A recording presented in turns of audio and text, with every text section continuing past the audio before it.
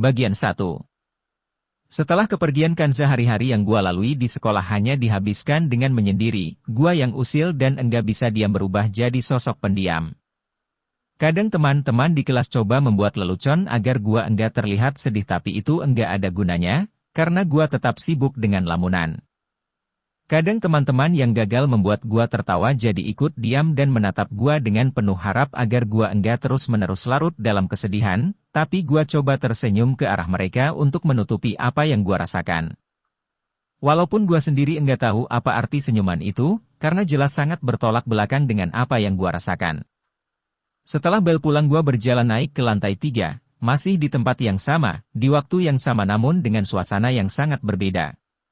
Gua hanya diam sambil menyandarkan badan di bangku tempat biasa menghabiskan waktu dengan Kanza. Kadang gua seperti masih melihat dia ada di sini, gua masih bisa melihat jelas senyumannya, senyuman yang selalu gua rindukan setiap harinya.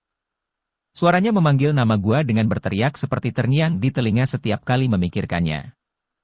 Setelah beberapa menit larut dalam lamunan, beberapa orang pekerja yang sedang membangun lantai 4 sekolah turun untuk istirahat. Diam-diam gua naik ke atas dan duduk di ujung beton sambil mengayun-ngayunkan kaki. Dari atas sini terlihat beberapa siswa yang sedang asik ngobrol-ngobrol di bawah pohon rindang yang berada dekat lapangan upacara. Lalu satu persatu dari mereka mulai pergi sampai sekolah terlihat begitu lengang, hanya tinggal beberapa orang siswa yang sedang berjalan menuju gerbang untuk pulang. Zah, boleh gak aku nyusul kamu? Aku pengen lompat, gua mulai bicara sendiri. Nggak boleh ya? Zah, gimana kabarmu di sana? Kamu pasti baik-baik aja ya di sana, aku kesepain Zah. Zah, aku kangen, kamu kangen gak? Zah jawab dong, gua terus bicara sendiri sambil menatap awan di atas sana yang sedang berjalan tertiup angin, bego. Gua langsung diam saat mendengar suara yang enggak asing yang terdengar dari lantai 3 di bawah gua. Ngomong sendiri kayak orang gila, lanjutnya. Tanpa meladeni ucapannya, gua berdiri dan turun ke lantai 3. Dari kejauhan terlihat Dian yang sedang menatap gua yang sedang berjalan ke arahnya. Lalu gua menoyor kepalanya, lo gak ngerti, kata gua sambil berdiri menatapnya. Kakak yang enggak ngerti, protes dia sambil merapihkan poninya, lo gak tahu gimana rasanya.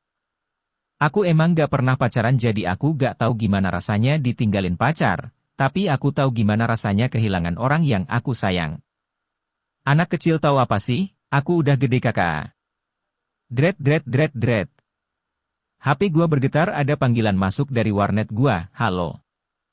Vina, Mas, bisa ke warnet sekarang? Gua, ada apaan? Kok kayaknya panik bener? Vina, Mas sini aja, saya juga gak tahu ini kenapa. Gua, iya saya ke sana. Tut tut tut. Gua tutup telepon sepihak. Mau kemana kak? Tanya Dian saat gua berjalan meninggalkannya. Ada urusan, gua jawab tanpa menolehnya. Baru turun ke lantai 2 ada Piccolo yang baru keluar dari perpus manggil gua, lalu gua berhenti dan melihat dia berjalan mendekat. Gua hanya diam sambil menatapnya seolah isyarat, ada apa? Sebelumnya, saya mau minta maaf soal kejadian tempo hari. Saya kebawa emosi jadi main pukul kamu. Saya turut berduka, saya. Udah pak, belum selesai Piccolo bicara, gua memotong, saya udah maafin bapak, saya juga minta maaf udah gak sopan. Yang salah bapak bukan kamu, kalau bapak di posisi kamu mungkin bapak juga bakalan ngelakuin hal yang sama, kamu sing sabar ya, Allah enggak pernah tidur. Iya pak, saya pulang dulu ya, lagi ditungguin, iya hati-hati. Lalu gua lanjut berjalan turun ke parkiran untuk ngambil motor. Sepanjang jalan perasaan gua campur aduk, apa maksud, Allah enggak pernah tidur. Gua terus memikirkan perkataan Piccolo sampai gua berhenti di parkiran warnet yang kosong padahal biasanya penuh motor pelanggan. Lalu gua turun dari motor dan berjalan masuk ke dalam. Kok sepi? Tanya gua ke Vina yang lagi sendirian duduk di server, tadi koneksi gangguan pak. Terus sekarang udah normal? Udah pak, tapi apa? Komputernya gak bisa nyala. Maksudnya gak bisa nyala gimana? Ares kemana emang? Ares meriang pak, jadi dia gak bisa masuk, udah saya coba nyalain semua tapi monitornya tetap gak ada tampilan. Masa sih? Gua coba berjalan dan menekan satu persatu tombol power komputer, Lalu gua berjalan dan melihat semua komputer yang nyala namun enggak ada respon dari monitor. Gua coba periksa listrik tapi semua enggak ada masalah, lalu gua coba buka casing komputer untuk memastikan apa ada yang konslet atau RAM yang bermasalah. Wah, kipasnya copot, Vin, kata gua saat melihat fan prosesor yang menggantung dengan kabel yang masih menempel di motherboard. Mas, prosesornya kosong, kata Vina yang berdiri di samping gua terkejut sambil menunjuk tempat prosesor yang kosong. Ya Allah.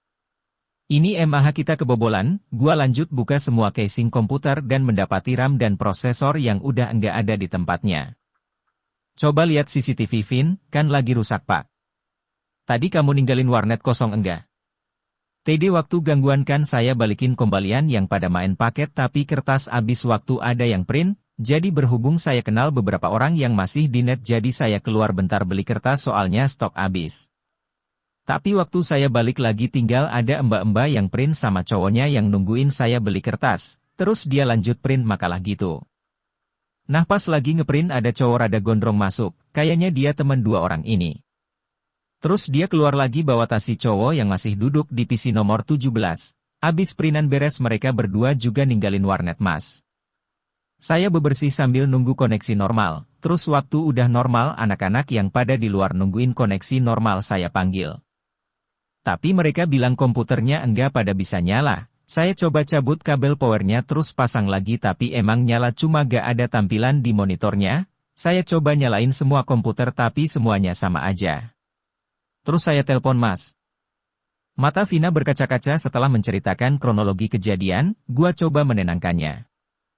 Sambil menyeka air matanya yang mulai membasahi wajah cantik seorang mahasiswa semester 2 yang umurnya cuma 1 tahun lebih muda dari gua. Ini bukan salah kamu, ini musibah, mungkin kita kurang bersedekah atau mungkin emang waktunya sial aja. Tadi waktu saya rapihin keyboard sama mouse gak tahu kalau komputer abis dibobol, bautnya aja masih pada nempel. Mereka udah ahli, saya pernah dengar di Bekasi banyak warnet yang kasusnya sama kayak gini, udah nyampe sini aja. Terus gimana dong, Mas? Kamu jangan bilang siapa-siapa ya, kalau ada yang mau main bilang aja lagi perbaikan, Ares, Andi, Kiki entar saya kasih tahu juga. Terus sekarang gimana? Yah, mau gimana lagi, mendingan kamu buatin saya kopi, Gih. Iya, Mas. Lalu Vina berjalan naik ke lantai 2, gua duduk di bangku server dan memutar lagu yang pertama kali gua dan Kanza dengar saat warnet ini baru dibangun. Setelah kepergian Kanza hanya lagu ini yang selalu gua putar, lagu ini seolah memberikan ketenangan tersendiri. I'm telling you I softly whisper tonight. You are my angel. Aishiteruyo. Futari wa hitotsuni tonight. I just try. Wherever you are, I'll always make you smile wherever you are. I'm always by your side whatever you say. Kimi we omo ukimochi. I promise you, forever, right now. I don't need a reason, I just want you baby alright. Day after day. Konosaki nagai koto suto doka konna boku to suto shino made stay with me we carry on. Wherever you are, I'll always make you smile wherever you are. I'm always by your side whatever you say. Kimi we omo ukimochi. I promise you, forever, right now. Wherever you are, I'll never make you cry wherever you are. I'll never say goodbye whatever you say. Kimi we omo ukimochi. I promise you, forever, right now. Bokura gadeata haiwa futari ni tote ichiban mino kinen no subeki haida ene soshite kyoutu iu haiwa futari ni tote niban mino kinen no subeki haida ene. Kokoro kara aisru hito kokoro kara itoshi hito. Kono boku no aino manaka ni wa itsumo kimi ga irukara. Wherever you are, I'll always make you smile wherever you are. I'm always by your side whatever you say. Kimi we omo ukimochi. I promise you, forever, right now. Sayup-sayup lirik lagu ini membuat kenangan tentang kita seolah diputar kembali. Zah.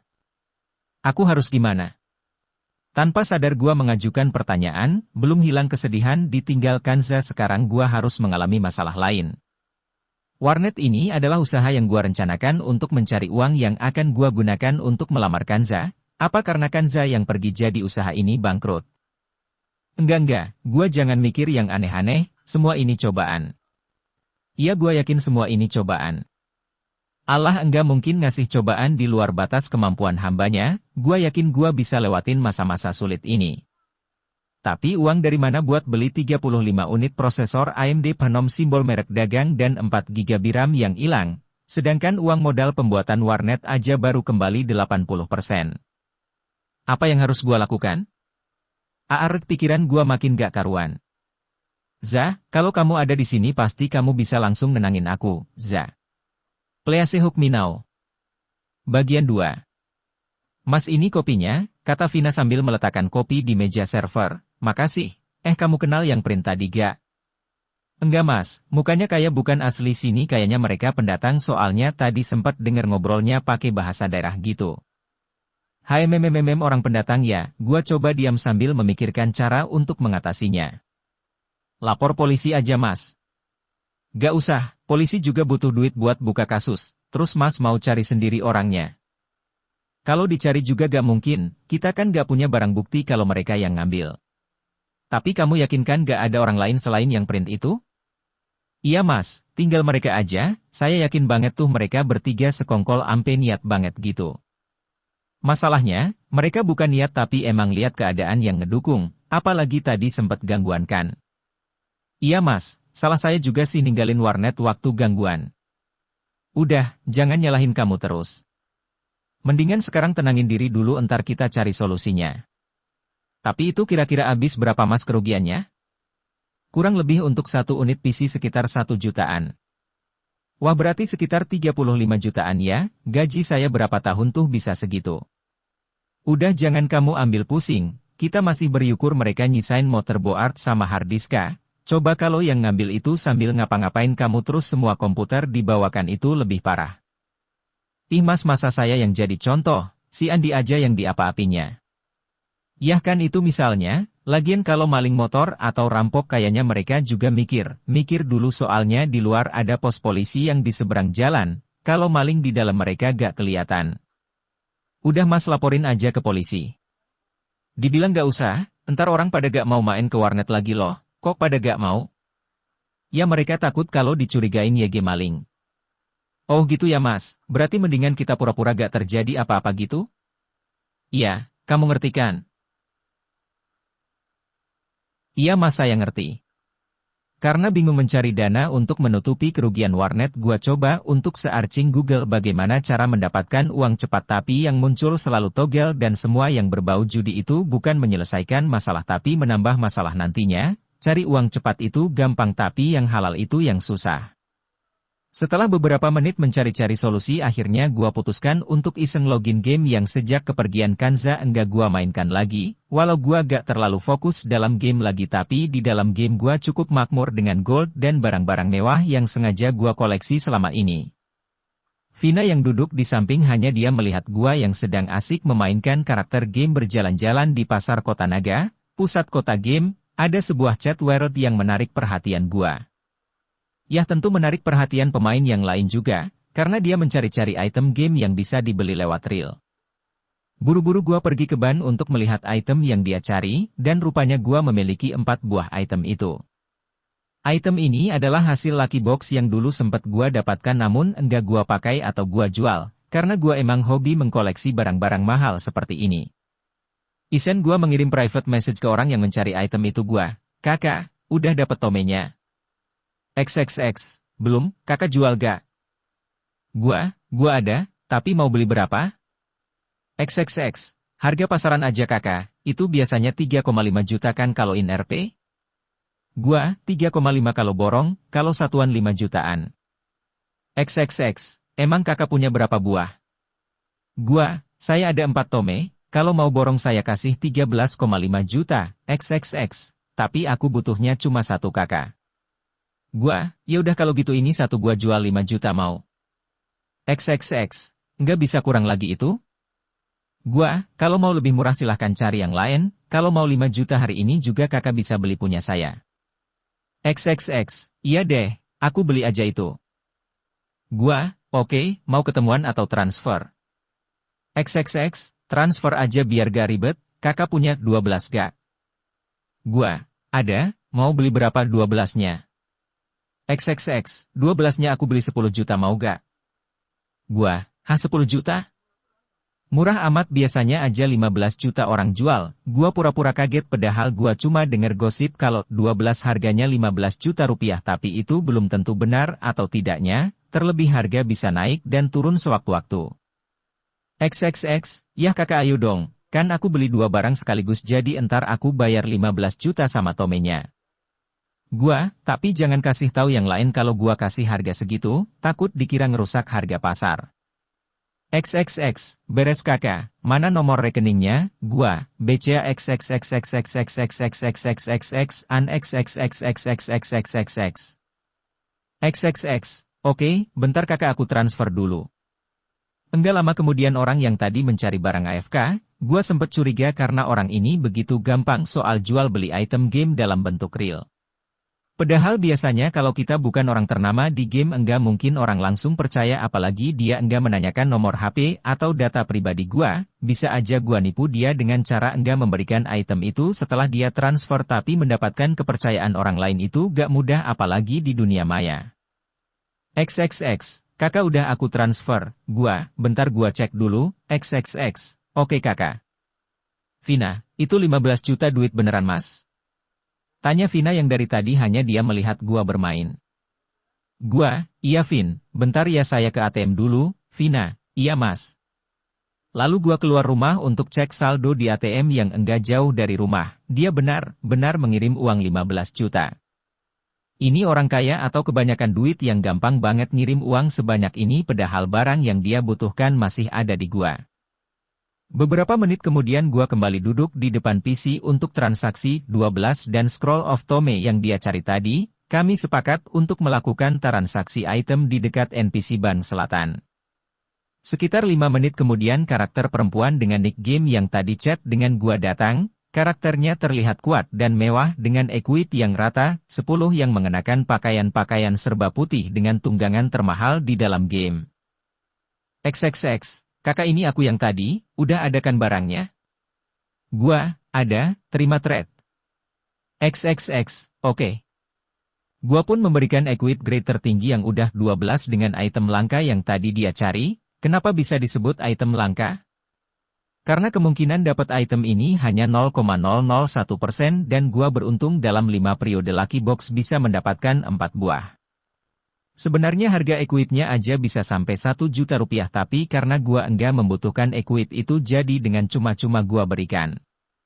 XXX, makasih kakak, entar kalau aku butuh apa-apa aku cari kakak lagi. Gua, oke, sama-sama. Lalu setelah melakukan transaksi karakter itu turun dari tunggangan dan terbang meninggalkan gua sendirian di dekat NPC Ban, karakter Archer yang baru naik rang 8. Sepertinya dia akan mentransfer 12 tadi ke senjatanya yang terlihat masih baru. Gua klik NPC Ban untuk melihat item apalagi yang bisa dijual. 8 equip 10. 5 equip 11. 3 Scroll of Tome. Dan ratusan cek yang harganya 10.000.000 gold kalau dijual ke NPC. Vina, wow, itu barang-barang yang lain bisa dijual juga mas. Gua, bisa, entar tinggal cari yang mau belinya.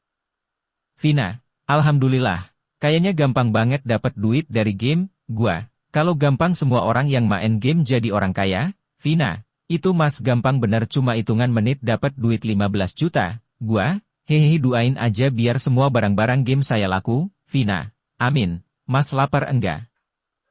Gua, lihat kamu saya jadi lapar. Vina, ih mas kanibal ya? Gua, haha enggak lah, ngawur kamu. Pesenin saya makan di warung depan sekalian sama kamu juga. Vina, saya belum lapar mas, tapi kalau mau beliin saya gak nolak, hehe. Gua, jia ya udah sono beli entar saya berubah pikiran loh. Vina, hehe iya mas. Vina berjalan keluar warnet, gua masih duduk di server sambil melihat-lihat item tadi yang masih tersimpan di NPC Ban. Sepertinya gua bisa menggunakan item-item ini untuk menutup kerugian-kerugian warnet, walaupun untuk mendapatkan itu semua sangat sulit, tapi cuma ini yang bisa menghasilkan uang. Gua selalu percaya di balik musibah selalu ada hikmahnya, seperti sekarang. Gua selama ini bermain game karena untuk hiburan, tapi siapa sangka kalau bisa mendapatkan uang banyak dari game. Bagian 3. Sekitar 4 hari tutup, warnet kembali buka seperti semula.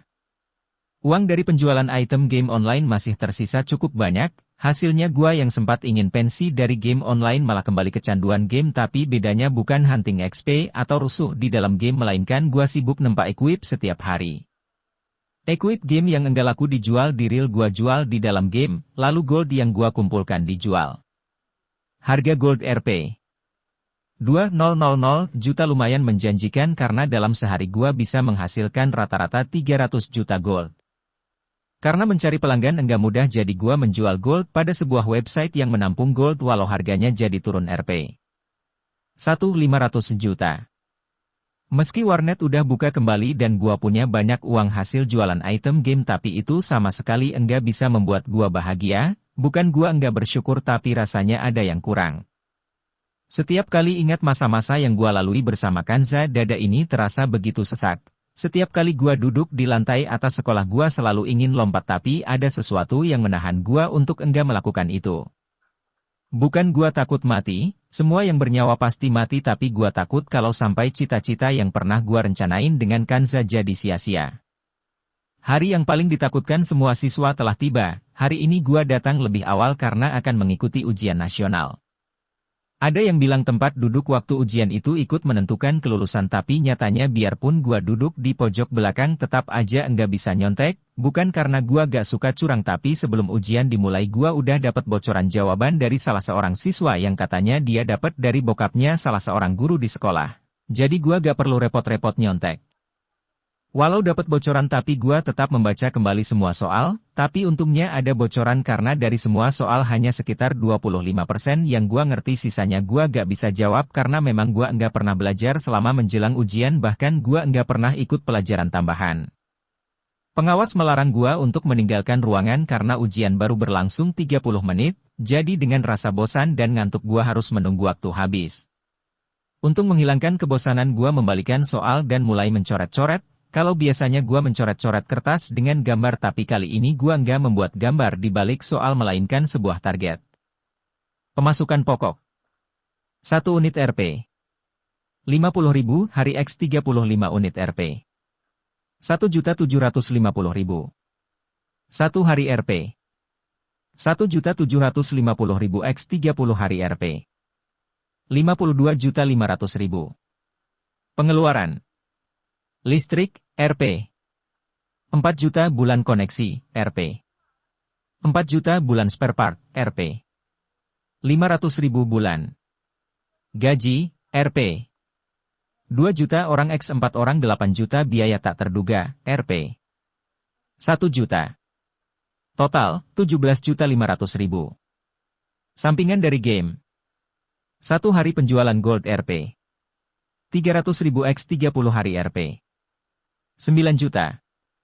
Pemasukan 52.500.000, 9.061.500.000. Pengeluaran Rp 17.500.000. Total pendapatan, Rp 44 juta. Itu adalah hayalan tingkat tinggi, karena kenyataannya warnet enggak 24 jam penuh pengunjung bahkan kadang koneksi suka gangguan sekitar 1-4 jam, walau hanya sekitar 1-3 kali gangguan per bulannya tapi itu menurunkan pendapatan. Tapi dari itu semua sekitar 60% gua dapatkan tiap bulannya, tapi enggak ada salahnya kan kita membuat target yang harus kita capai walaupun kita enggak mungkin bisa 100% mencapainya. Setelah bel berbunyi gua meninggalkan ruangan dengan cengengesan enggak jelas. Bukan gua gila tapi karena gua membayangkan dapat penghasilan seperti yang gua coret-coret tadi. Mungkin kalau gua bisa mencapai target segitu setiap bulannya dalam waktu 1 tahun bisa membeli sebuah rumah, sambil masih melamun gua enggak langsung pulang melainkan naik ke lantai 3 seperti biasa. Gua sandarkan badan di bangku sambil memejamkan mata, suasana berubah jadi mellow. Zah.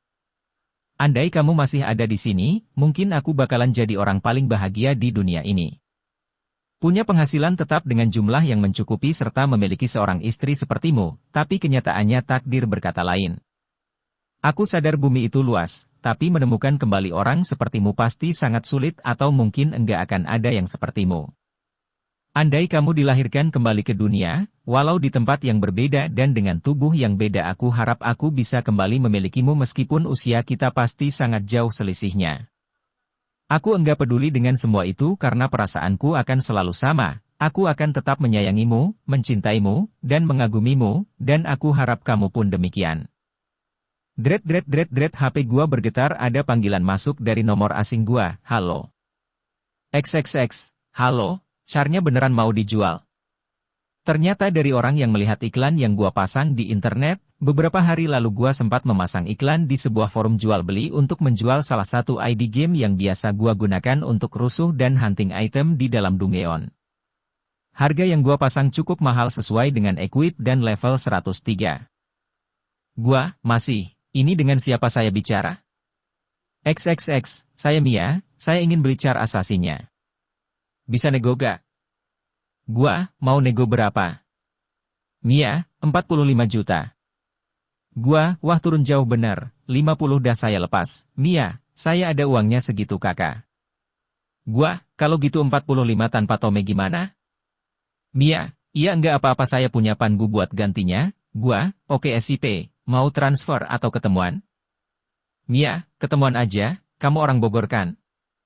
Gua, iya, terus mau ketemuan di mana? Mia, Cibubur aja, entar aku WA lokasinya. Gua, SIP. Lalu kami mengakhiri percakapan di telepon, beberapa menit kemudian ada WA masuk dari Mia yang memberitahu untuk ketemuan sore hari di sebuah mall di daerah Cibubur. Gua berdiri dan melangkahkan kaki untuk pulang karena waktu udah menunjukkan pukul 13.20. Bagian 4, klik, ketemuan. Biasanya setiap kali ketemuan gua memilih resto, tapi kali ini gua menunggu di tempat yang berbeda yaitu sebuah toko buku. Sambil menunggu Mia yang masih kejebak macet, gua lihat deretan buku yang tersusun rapih, dari mulai novel sampai komik, tapi satu buku yang menarik perhatian gua adalah buku tentang bisnis. Walau gua sempat ingin melanjutkan kuliah jurusan IT, tapi buku yang gua baca membuat gua tertarik mengambil jurusan ekonomi. Entah ini yang disebut labil atau cuma karena efek baca buku ini. Sekitar 30 menit membaca-baca buku, ada panggilan masuk gua, udah nyampe? Mia, udah nih, aku baru masuk toko buku. Kakak di mana? Gua lihat ke arah pintu masuk, di sana ada seorang perempuan cantik dengan kulit putih dan rambut panjang sedang menerima telepon. Dia terlihat begitu anggun dengan dress yang dikenakan, tapi gua sedikit risih karena rambutnya diikat dengan kacamata dan menggunakan tas gendong. Gua, lo pakai dress coklat. Mia, iya kak. Tututut. Gua mengakhiri panggilan sepihak dan berjalan ke arahnya. Lalu dia tersenyum saat gua berjalan mendekat. Kak Bobby? Tanya dia saat gua berdiri di depannya. Iya, ke atas yuk biar enak ngobrolnya, ajak gua. Lalu dia mengikuti gua ke sebuah resto yang berada di lantai 2, padahal tadi gua sendiri yang milih toko buku, tapi ujung-ujungnya ke resto juga. Setelah memesan makanan kami memilih meja yang berada di dekat jendela. Dia selalu tersenyum setiap kali gua menatapnya, walau gua sering lihat gamer perempuan, tapi dia orang pertama yang membuat gua bertanya, apa benar dia gamer? Karena dari penampilannya dia gak terlihat seperti seorang gamer, dia lebih cocok seperti model. Ini Kak, cek dulu, kata dia sambil memberikan tas gendong yang tadi dia pakai. Apa ini? Tanya gua saat mengambil tasnya, lihat aja. Tanpa menunggu perintah selanjutnya gua buka resleting tas, di dalamnya terdapat laptop, tas kecil, dan sebuah amplop coklat yang berisi uang. Gua keluarkan laptop dan menyalakannya. Lalu gua aktifkan wifi dan mulai membuka notepad untuk memberikan data ID game. Setelah selesai mengetik, gua putar laptop dan menunjukkannya. Aku rindukan Zahihi, passwordnya lucu, pasti LDR ya? Tanya dia setelah melihat data yang gua tunjukkan. Gua diam, rasanya waktu seperti berhenti saat mendengar dia bicara tadi. Gua emang selalu mengganti password setiap kali akan menjual ID game, tapi kali ini gua justru enggak menggantinya. Karena itu yang gua rasakan. Kak, aku salah ngomong ya? Enggak, gua emang LDR, cuma beda ama yang lain. Beda gimana maksudnya? Kalau kangen emang samperin atau Kak, beda aja, kalau bisa juga gua samperin. Emang kenapa Kak? Apa dia orang luar negeri? Bukan. Terus bedanya apa Kak? Enggak apa-apa, itu cek dulu carnya. Kata gua coba mengalihkan pembicaraan. Lengkap Kak? Ini kalau aku totalin bisa habis ratusan nih buat equip samanya, gua nempa sendiri. Hah yang bener kak? Iya, gua juga jualan gold sama 11-12. Wih aku aja nempa ke kelima gak tembus-tembus. Ke kelima maha gampang, spotnya sama kalau kita perhatiin. Ajarin aku nempa dong kak, iya ntar gua ajarin. Asik, ya kalau jual gold ke temen aku aja, dia nampung berapa? Sama kayak pasaran 2,000 jutanya, dia butuh berapa gua ada banyak gold, dia butuh sekitar 20 miliar gold, anjir. Banyak amat buat apaan dia? Buat beli bahan senjata legendaris, dia udah ngumpulin setengahnya, wah niat banget dah, itu kan bisa habis sekitar 400 jutaan kalau gak salah. Dia udah habis 1 miliar lebih ke buat satu ID itu aja, aku aja mikir-mikir ngabisin duit segitu buat game. Yah main game gak usah dibawa terlalu serius, entar nyesel ujung-ujungnya. Iya juga sih tapi mau gimana lagi kalau pengen jadi nomor satu di server ya kudu ngabisin banyak duit pastinya. Pasti temennya ketua guild penguasa ya. Buka kak, guildnya gak punya wilayah tapi isinya serem-serem, katanya tunggu tahun depan guildnya bakalan bikin ancur tuh guild penguasa. Pasti dendam di PK-in ya? Enggak, tapi dulu dia yang bantu ngembangin tuh guild tapi waktu dia levelnya 100 gak naik dia malah dikeluarin gara-gara dikira gak aktif, jadi dia mau bales dendam deh. Wah seru nih kayaknya, gua aja bosen lihat warna map itu-itu aja. Emang kakak carnya di guild mana? Car gua banyak hampir di semua guild besar ada, tapi gak ada di guild penguasa. Kenapa emangnya kak? Aku aja rencananya beli car kakak biar bisa masuk tuh guild penguasa.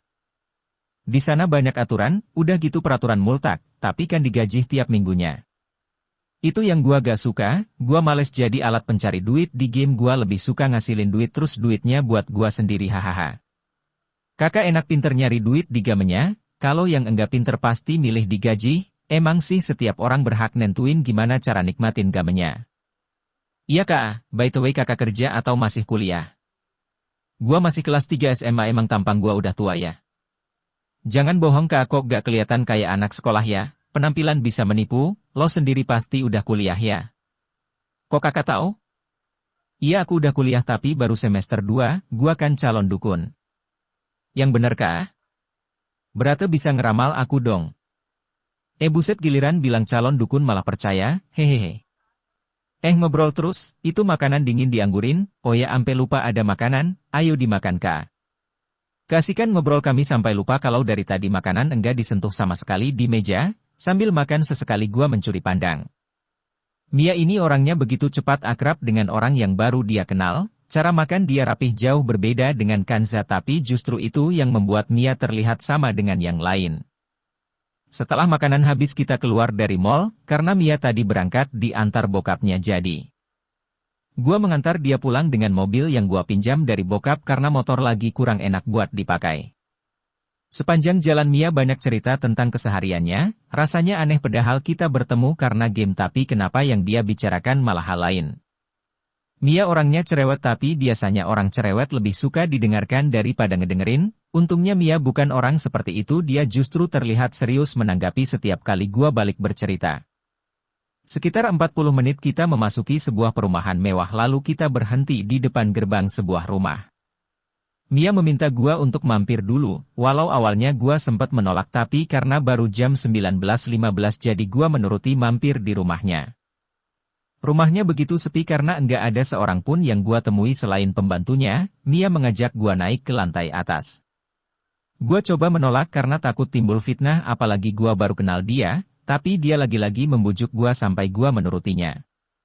Kamarnya luas, dengan sofa kecil dan TV berada di dekat pintu lalu di belakangnya ada lemari dan meja komputer yang berada di dekat ranjang.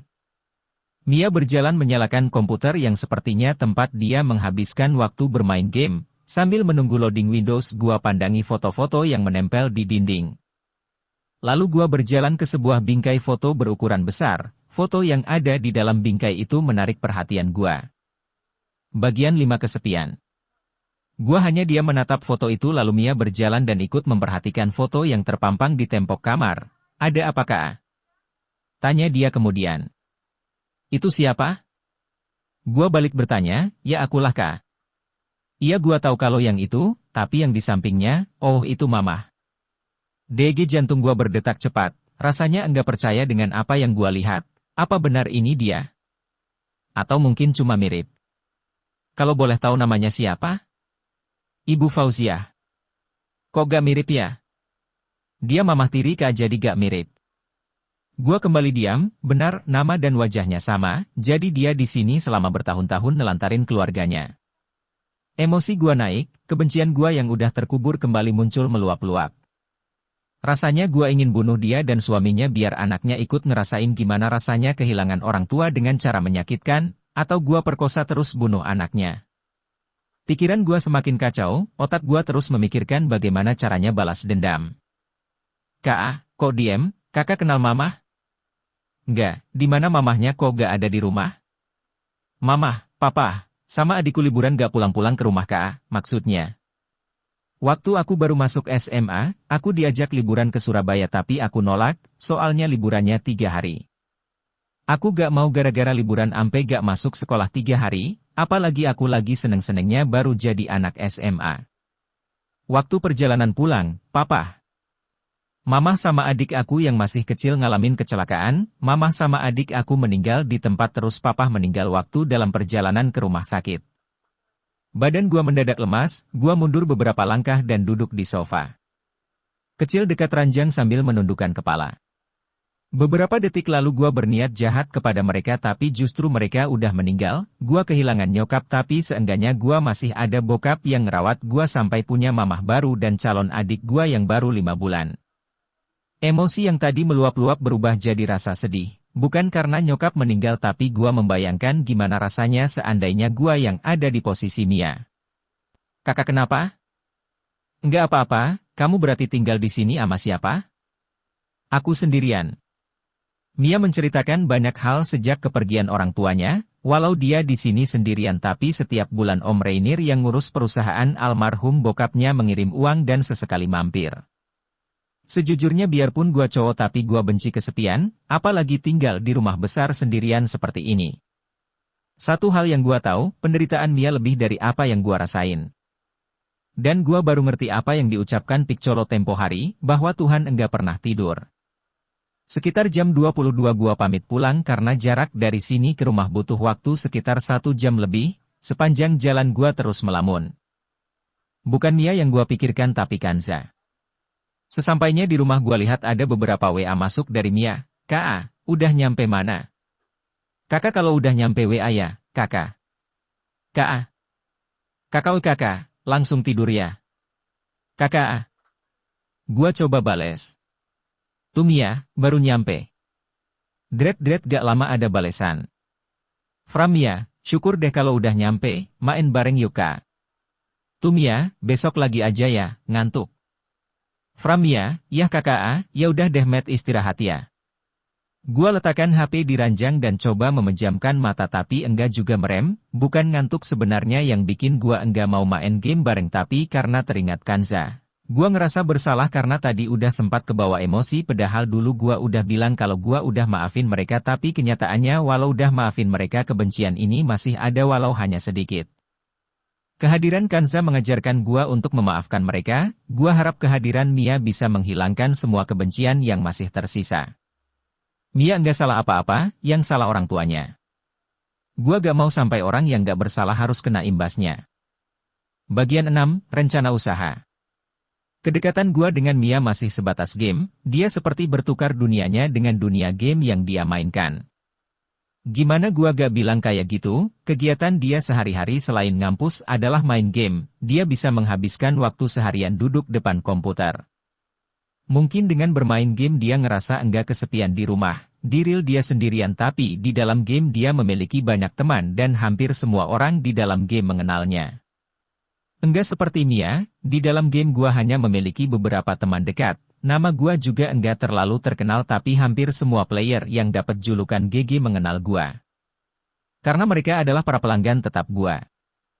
Usia Mia 1 tahun di atas gua, tapi dia tetap memanggil gua dengan kakak karena di dalam game sebutan untuk player lelaki adalah kakak atau koko, dan untuk player cewek, cece atau cici. Tapi anehnya di reel pun dia tetap memanggil gua kakak. Gua sempat meminta dia cukup panggil Bobby tapi dia bilang lebih nyaman menggunakan panggilan itu dibanding menyebut nama. Yah tentu dia nyaman tapi gimana dengan gua? Harusnya gua yang memanggil dia, kakak, tapi mungkin kalau dia tahu gua adalah anak dari ibu tirinya cerita akan berbeda, gua lebih memilih untuk merahasiakan itu. Entah sampai kapan gua akan terus menutupi kebenarannya, gua harap semua akan tetap seperti ini sampai waktunya gua cerita yang sebenarnya. Pagi hari sekitar jam 5 gua duduk di lantai kamar mandi seperti biasa, gua tatap sabun batang yang berada di dekat bathtub. Rasanya udah lama gua gak manjain diri dengan sabun, padahal gua pernah bilang kalau gua pengen tinggal pelarian dengan sabun tapi itu hanya alasan. Soalnya sejak dekat dengan Kanza gua nggak pernah main-main dengan sabun lagi. Seandainya sabun bisa protes mungkin dia bakalan nuntut gua ke pengadilan sabun karena dia cemburu dengan Kanza. Sebelum berangkat sekolah untuk hari terakhir UN gua pandangi motor yang penuh kenangan yang gua museumkan di garasi, motor yang hampir 4 tahun menemani gua. Motor ini masih sering mogok padahal gua udah berkali-kali bawa ke bengkel tapi tetap aja enggak juga benar. Sambil menunggu motor baru turun gua jadi kemana-mana minjem mobil bokap soalnya motor bokap itu motor gede sedangkan gua kurang suka pakai motor gede. Siang hari setelah ujian selesai semua siswa berkumpul di lapangan. Beberapa orang terlihat kecewa karena gua enggak mau ikut dengan mereka, yang paling terlihat kecewa adalah Darno. Agak asik lo masa gak ikut pilokan, protes Darno. Iya lo Bob, ikutlah, kata salah seorang siswa yang ikut membujuk gua. Gua mau ke Jakarta. Beberapa siswa yang tadi sempat membujuk gua terdiam. Mau ngapain lo? Tanya Darno, nemuin seseorang. Wih gebetan baru nih, cepet banget lo move on, hehehe, gua cuma nyengir. Semua siswa yang ikut pilokan mulai berangkat meninggalkan sekolah. Mereka berniat melakukan pilokan di curug yang enggak jauh dari sini. Gua juga ikut meninggalkan sekolah menuju warnet, tulisan yang menempel di ruko sebelah warnet menarik perhatian gua. Buru-buru gua telepon nomor yang tercantum di dalamnya. Gua, rukonya beneran dijual pak. XXX, iya benar. Gua, saya Haris yang punya warnet sebelah, saya mau beli rukonya, XXX, wah Mas Haris, saya kira siapa? Gua, bapak di mana biar enak ngobrol langsung. XXX, saya lagi di Bandung, entar besok saya ke warnet mas, gua, oke pak. Setelah beberapa menit berbincang-bincang di telepon, gua berjalan dan masuk ke dalam warnet. Gimana ujiannya mas? Tanya Vina yang lagi duduk di server, gampang. Pasti dapat bocorannya. Begitulah, Ares mana? Di atas mas lagi nyervis, mau saya panggilin? Gak usah, buatin kopi dong. Sambil menunggu Vina membuatkan kopi gua pakai komputer server buat cari-cari informasi tentang usaha yang akan gua garap di ruko sebelah. Awalnya bokap mengontrakan ruko itu ke seorang bapak-bapak asal Bandung buat jadi distro, tapi dia malah membelinya. Sayangnya usaha distro itu enggak terlalu laris, sampai dia harus menjual kembali ruko yang baru dia beli tahun lalu. Beberapa menit kemudian Vina turun dari tangga dengan segelas kopi yang dia bawa, gua yang tadi sibuk browsing jadi terpaku melihat Vina yang lagi berjalan. Dengan kemeja biru muda dan jeans hitam, kulitnya yang putih dengan rambut lurusnya digerai. Gua baru sadar kalau ternyata Vina sangat cantik. Ada apa mas? Tanya dia sambil meletakkan kopi di meja server. Enggak apa-apa, kamu rapih banget mau kemana? Ah mas ini gimana sih? Saya emang kayak gini tiap hari juga, kok saya baru sadar ya. Baru sadar gimana maksudnya mas? Hahaha. Hi mas ini aneh. Menurut kamu ruko sebelah enaknya buat buka usaha apa? Gua coba mengalihkan pembicaraan. Rukonya mas beli? Iya Vin. Bobok aja temboknya mas terus sambungin deh ke warnet jadi ada 2 ruangan warnetnya. Ah warnet semua, di dekat sini ada 2 warnet baru loh, terus kalau gitu mau mas pakai buat usaha apa? Saya juga bingung, gimana kalau buka servis komputer aja ya? Ide bagus mas, apalagi sambil jualan aksesoris sama spare part komputernya, kalau tukang servis pasti sama itu juga Vin. Sambil nikmatin kopi buatan Vina kita terus membicarakan tentang usaha baru yang bakalan gua garap, dengan modal 80% tabungan yang gua punya semoga cukup buat beli ruko dan buka usaha penjualan komputer, laptop, aksesoris dan spare partnya.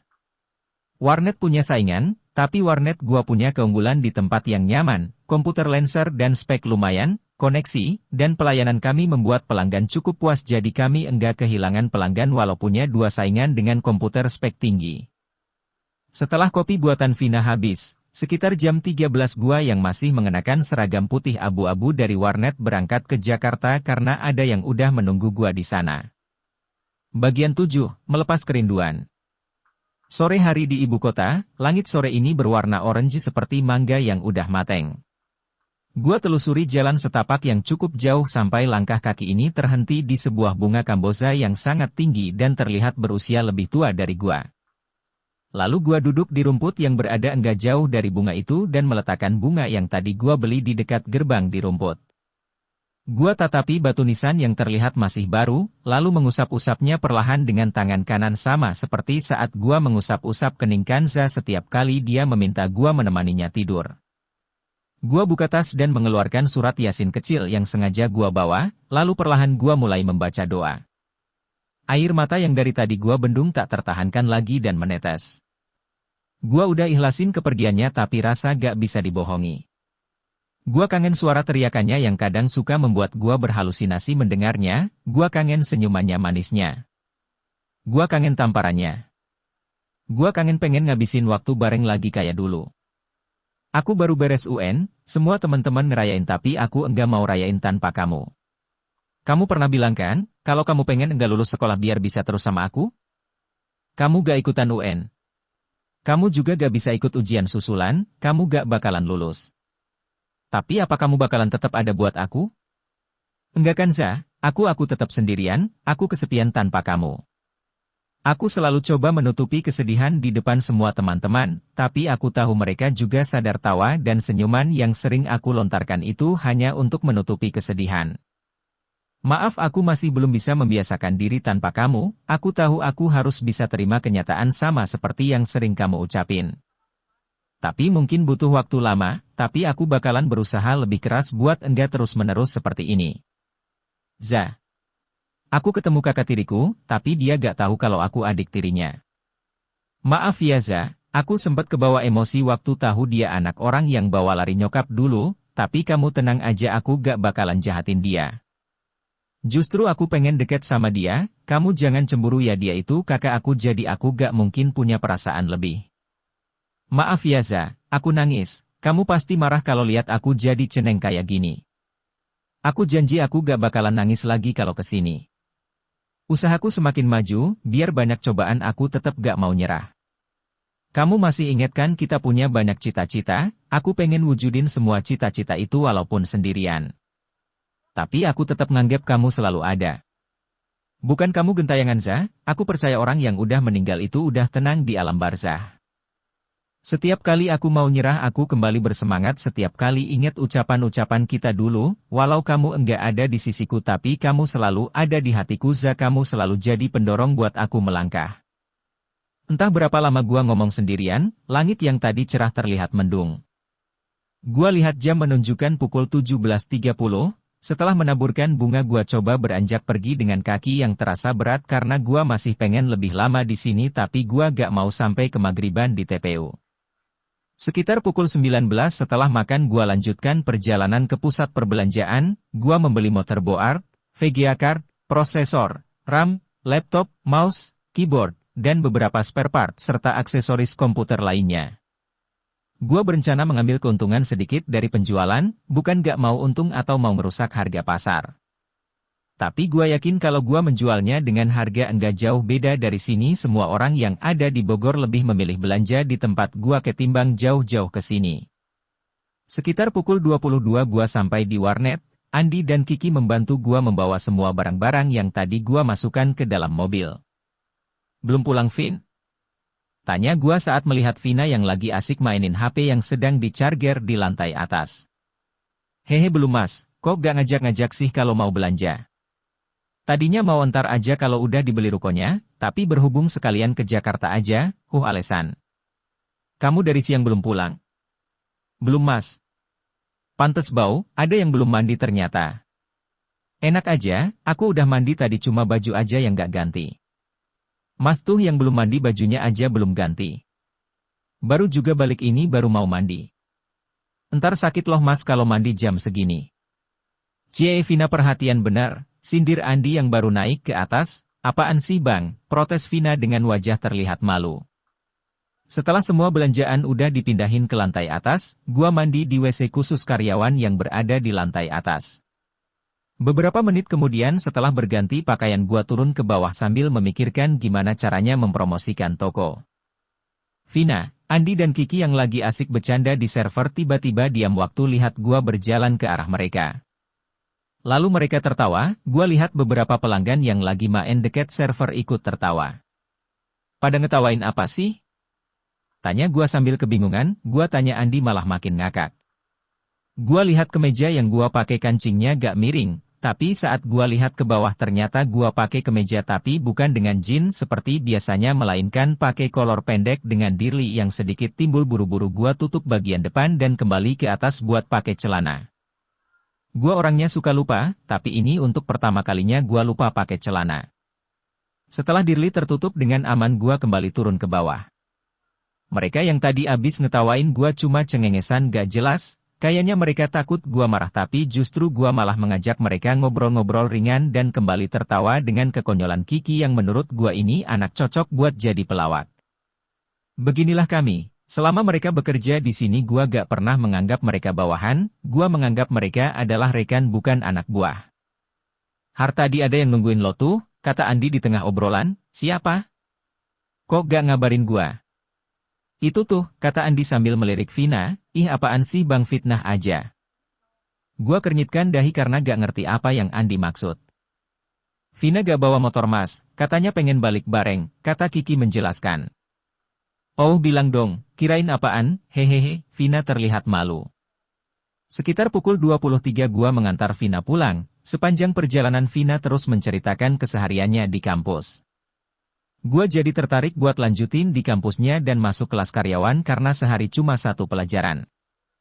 Setelah beberapa menit gua parkir mobil di pinggir jalan dan lanjut berjalan kaki masuk ke dalam gang. Di sini suka ada preman yang mabok jadi takut kalau Vina bakalan digangguin. Sambil berjalan kami kembali ngobrol-ngobrol. Mas tadi abis kemakamkan saya. Kok tahu? Feeling aja mas, tadi kan bilang belanja sekalian ke Jakarta. Mas kan gak punya kerabat di Jakarta. Wih jangan-jangan kamu bisa baca pikiran orang nih, mas ini ngaco aja, jangan galau terus mas. Kamu gak ngerti, orang kaya Kanza itu langka. Vina diam sambil terus berjalan, ada aku mas, kata dia pelan. Tadi kamu ngomong apaan? Enggak, aku gak ngomong apa-apa mas. Kayaknya gua salah dengar atau gua yang ngaret dia ngomong kayak gitu, entahlah. Bagian 8, pipi bolong. Selama menunggu pengumuman kelulusan gua menghabiskan waktu di tempat servis yang udah mulai buka 1 minggu lalu, gua juga menambah 1 orang karyawan untuk jadi operator warnet karena Vina bantu gua ngurus tempat servis. Walau dipasang spanduk besar dengan desain yang semenarik mungkin tetap aja tempat servis sepi, minggu pertama hanya ada 3 orang pembeli. Mereka semua hanya membeli mouse, tapi gua masih maklumi itu. Mungkin belum ada yang tahu kalau di sini ada tempat servis jadi masih sedikit pengunjung. Gua juga masih main game online, karena dari situ gua dapat penghasilan tambahan yang lumayan banyak. Di tengah asik main game ada seseorang yang datang ke toko. Dengan rambut diikat, kulitnya yang putih dibalut kemeja kotak-kotak hijau dengan celana jeans membuatnya terlihat dewasa. Senyumannya yang manis dengan lesung pipit di sebelah kirinya membuat gua terpesona.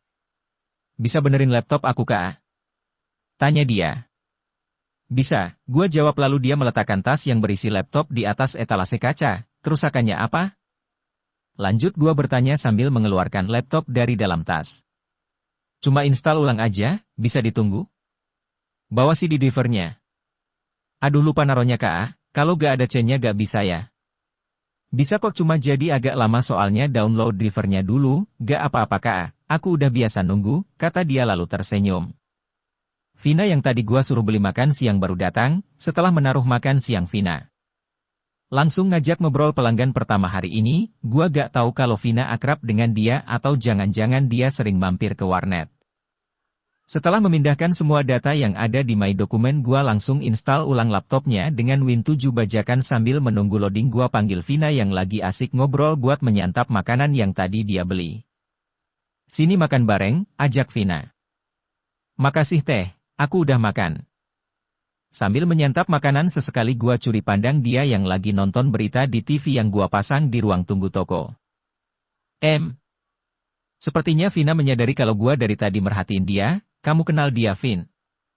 Tanya gua dengan suara pelan. "Kenal mas, dia sering main ke net." "Mas kenal dia?" "Kenal. Tapi saya lihat mas kayak nganggep dia orang asing." "So tahu kamu, saya cuma gak mau dibilang genit aja." "Oh gitu, tapi mas masih suka sama cewek kan?" Gua langsung keselek ngedengar pertanyaan konyol Vina. "Duh, pelan-pelan mas makanya," kata dia sambil memberikan segelas air. "Pertanyaan kamu konyol. Saya masih suka cewek lah." "Hehehe, bercanda mas, bercanda." Iya, ayo abisin makannya, ngobrol terus." Setelah makanan habis gua lanjut download driver laptop, sedangkan Vina kembali mengajaknya ngobrol. Sambil nunggu instalan dan download driver, gua membuat sebuah brosur. Gua berencana menyebar brosur ini untuk menarik pelanggan. Sekitar 2 jam laptop udah beres dan bisa dijalankan dengan baik. "Berapa Kak?" "Rp. 55.000 aja." "Yang bener Kak, masa murah banget, waktu itu aja aku nyervis di dekat Pemda Rp. 125.000. Harga promosi." "Emang kalau harga normalnya berapa Kak?" "Harga normal Rp. 75.000. Tetap aja harganya masih jauh murah Kak. Gua gak nyari untung banyak, tapi nyari pelanggan banyak." "Oh gitu, makasih ya," kata dia sambil memberikan uang lalu berjalan dengan menjinjing tas laptop di tangan kirinya. Kembaliannya." Dia berhenti lalu berbalik badan. "Ambil aja buat kakak, lo ngasih duit 56.000. Hehehe, dia cuma nyengir lalu kembali berjalan. Gua hanya dia memperhatikan dia berjalan keluar toko. Bagian 9, peningkatan.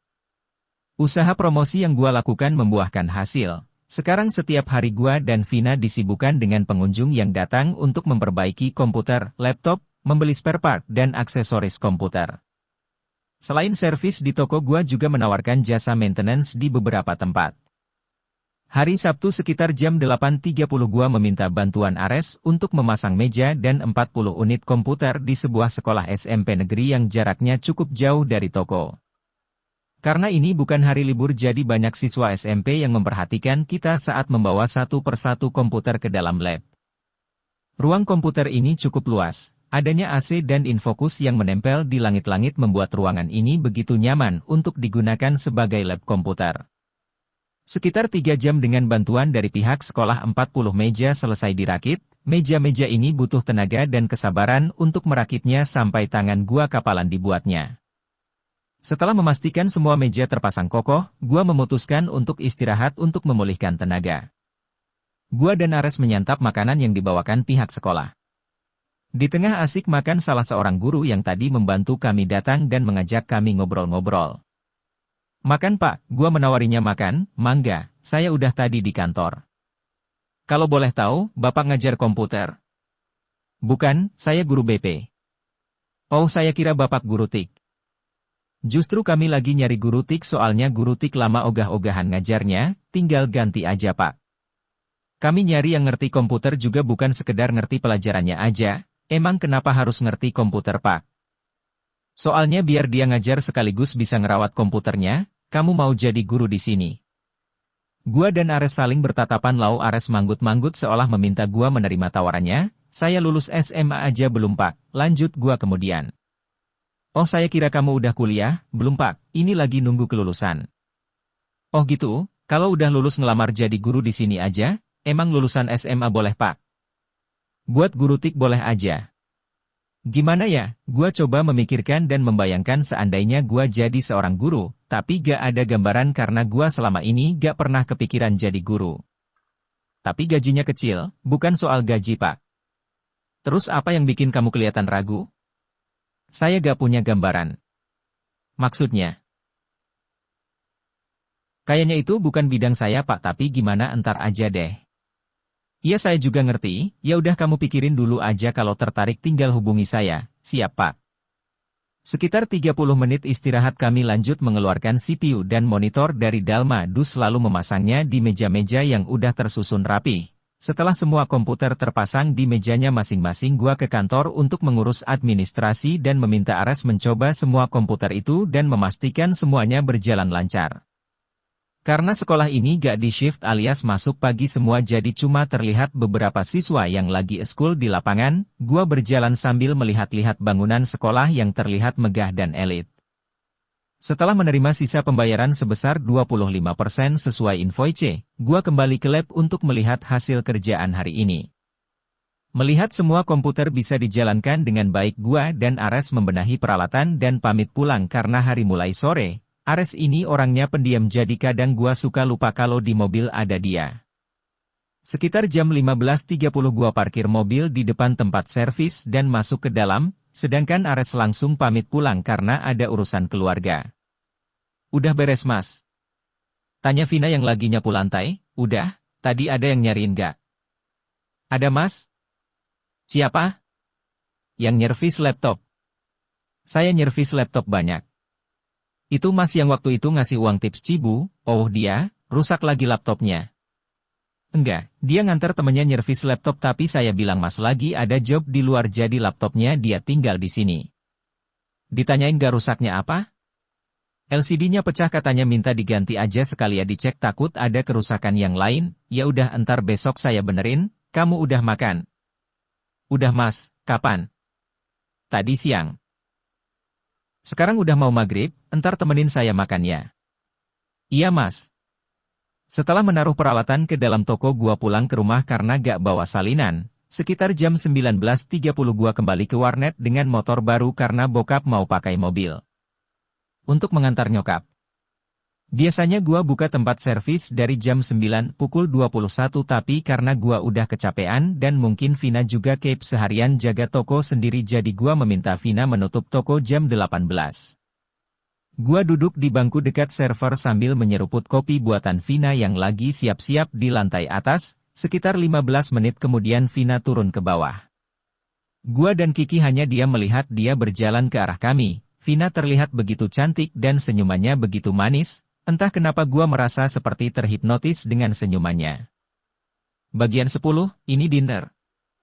Yuk berangkat, ajak Vina. Mas Hayu, tadi nyuruh buru-buru. Oh iya yuk, mendadak gua jadi salting. Gua berjalan keluar warnet diikuti Vina di belakang, tapi langit yang tadi siang begitu cerah sekarang malah gerimis. Karena gua bawa motor jadi kita duduk di bangku yang ada di luar warnet menunggu gerimis reda. Gua lihat Vina terlihat kecewa tapi dia berusaha menutupinya dengan tersenyum setiap kali gua menatapnya. Semakin lama gerimis bukannya reda malah turun hujan yang sangat deras dengan petir besar menggelegar. Vina takut dengan petir jadi gua mengajaknya naik ke lantai atas. Kenapa cuaca begitu enggak mendukung, atau Kanza cemburu dengan Vina jadi dia nangis dan membuat cuaca yang tadi cerah jadi hujan lebat. Enggak, Kanza bukan Gumiho. Selama menunggu reda gak banyak yang kita bicarakan, gua asik dengan lamunan sedangkan Vina sibuk beramin game di HP-nya. Udah 1 jam, tapi hujan masih sangat deras mengguyur Bogor. Kayaknya besok bakalan ada berita yang mengatakan Bogor mengirim banjir ke Jakarta padahal Bogor sendiri gak pernah banjir. Sekitar jam 21 karena perut udah mulai keroncongan gua turun ke bawah dan menggunakan payung untuk memesan mie goreng yang ada di seberang warnet. Beberapa menit menunggu gua kembali ke lantai atas. Udah jangan bete gitu, kata gua sambil membuka 2 bungkus mie goreng yang tadi gua bawa. Enggak kok Mas, saya tahu kamu bete. Enggak Mas, saya lapar, kata dia coba beralibi. Ya udah kalau gitu makan ya mie gorengnya selagi anget, hehe iya Mas. Selama makan gua coba menggoda Vina sampai dia terlihat enggak bete lagi. Sekitar jam 22.30 udah gak terdengar suara petir tapi hujan masih mengguyur walau enggak sederas tadi. Hari udah malam jadi gua meminta Vina untuk menghubungi orang tuanya, gua sedikit kaget waktu dia malah bilang mau nginep di warnet. Gak mungkin gua tega nyuruh Vina tidur di sofa lantai atas jadi gua memintanya tidur di kamar yang biasa gua gunakan kalau males pulang ke rumah, sedangkan gua tidur di sofa. Sekitar jam 2 Vina keluar dari kamar dan membangunkan gua. Dia bilang takut tidur sendirian jadi dia meminta gua untuk menemaninya. Awalnya gua sedikit ragu tapi karena gua benar-benar ngantuk jadi tanpa pikir panjang langsung jalan dan merebahkan badan di ranjang. Entah karena selimut atau karena ada Vina di samping gua rasanya malam yang tadinya dingin jadi terasa hangat. Gua bangun jam 10, bukan lihat jam yang bikin gua shock tapi gua kaget waktu lihat kenapa gua gak pakai baju. Atau gua ngelindur dan nidurin Vina buru-buru gua telpon tempat servis dan meminta Vina datang. Setelah cuci muka dan merapihkan pakaian beberapa menit kemudian Vina datang, sepertinya tadi pagi dia pulang dulu karena bajunya ganti. Semalam kita abis ngapain Vin? Hehehe, Vina malah nyengir. Saya serius Vin kok saya gak pakai baju? Mas lupa sih semalam abis ngapain? Saya gak inget apa-apa, jangan-jangan saya gak sadar ngapa-ngapain kamu. Mas ini pagi-pagi udah ngeres. Kalau saya bangun lihat kamu gak pakai baju juga saya bakalan lebih ngeres. Aduh mas malah mikir ke sana, gini loh mas. Semalam saya bangun soalnya dingin banget, saya lihat selimutnya ada di lantai, terus mas gak pakai baju. Kayaknya mas gerah jadi ngelindur ngelepas bajunya. Terus abis itu? Saya pakai lagi selimutnya, abis dingin banget sih. Apalagi mas gak pakai baju takut masuk angin. Oh gitu, syukur deh kalau kamu gak saya apa-apain, mas gak ngapa-ngapain saya kok. Takut hilaf aja. Saya percaya mas gak bakalan kayak gitu. Kenapa kamu percaya? Kamu kan gak tahu semua tentang saya. Saya emang belum lama kenal mas, tapi dari sikap sama perlakuan mas ke semua karyawan saya percaya mas orang baik. Gua hanya membalasnya dengan senyuman, lalu Vina pamit kembali ke toko karena gak ada yang nungguin. Lagi dan lagi, ada yang menilai gua dari sikap. Selama ini gua emang memperlakukan semua sama rata tanpa ada pilih kasih, walaupun kadang gua ngerasa semakin kesini gua semakin dekat dengan Vina. Bersambung.